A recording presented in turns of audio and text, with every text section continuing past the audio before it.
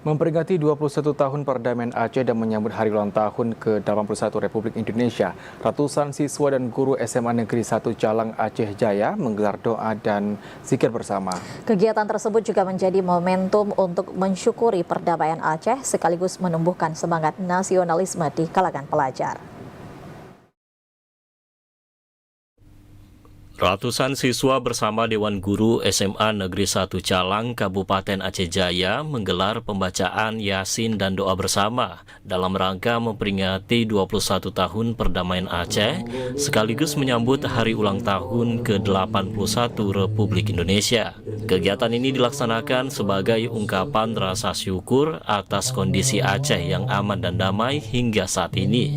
Melalui kegiatan ini, pihak sekolah juga mendorong para siswa untuk memaknai perdamaian dan kemerdekaan melalui kegiatan positif, terutama dengan meningkatkan prestasi dan semangat belajar.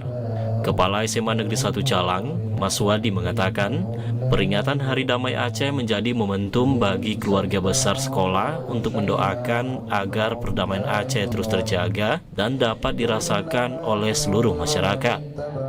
Ini kita melaksanakan kegiatan membaca Yasin bersama, doa bersama, dan juga sedikit tausiah dalam rangka memperingati Hari Damai Aceh.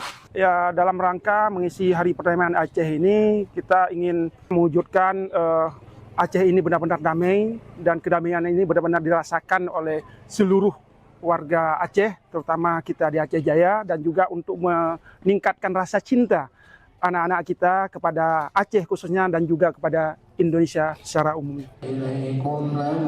Mas Wadi menambahkan, selain menjaga perdamaian Aceh, para siswa diharapkan terus menumbuhkan rasa cinta tanah air serta mengisi kemerdekaan dengan belajar, berprestasi dan berkontribusi bagi lingkungan. Melalui doa bersama ini, keluarga besar SMA Negeri 1 Calang berharap Aceh senantiasa berada dalam kondisi aman dan kondusif.